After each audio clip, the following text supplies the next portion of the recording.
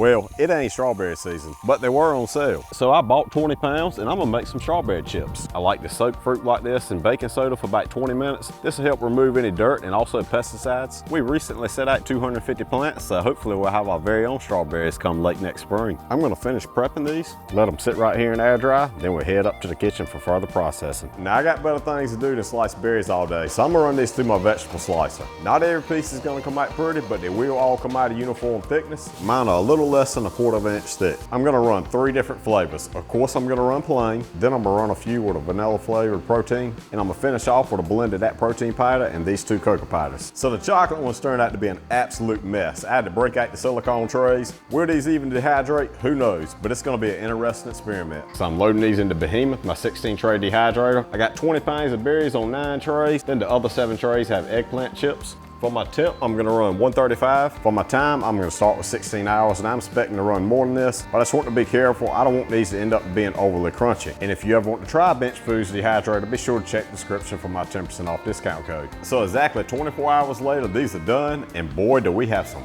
interesting results. Right here, we have the vanilla flavored protein powder strawberries that we dipped and really coated well in there. These turned out great. They pop right off the tray. They feel very crispy. Then we also have some strawberries that we put down the silicone mat and just sprinkle that same protein powder over top. They come off the silicone tray very nicely. And here's where things start going downhill. Now this is the chocolate coated. When we put it in that protein powder with the chocolate, it created so much juice that it just made an absolute mess. It was just such a big mess. It really was. But anyway, they're on these mats. They pop off here good. They look terrible, but I think they're gonna be great. I mean, come on, that chocolate and strawberry, they just can't beat it so bad. Finally, we have the plain strawberries, and this is where we really messed up. We did not use the silicone mats. These things are very stuck to the trays. It's gonna be a nightmare to get them up. And not to mention, they shrivel down to absolutely nothing. They are paper thin. I just cannot believe how thin these are. Obviously, I should have used silicone mats with all of the berries. But enough chit chat, let's try them out. First up, I have the plain ones. They're not bad, a little tart. These are the ones that I smothered in the protein powder. Oh man, oh, okay. Now they're delicious. I like them a whole lot. Crunchy on the outside, still a little chewy on the inside. That one is absolutely delicious. Those atrocious looking chocolate ones.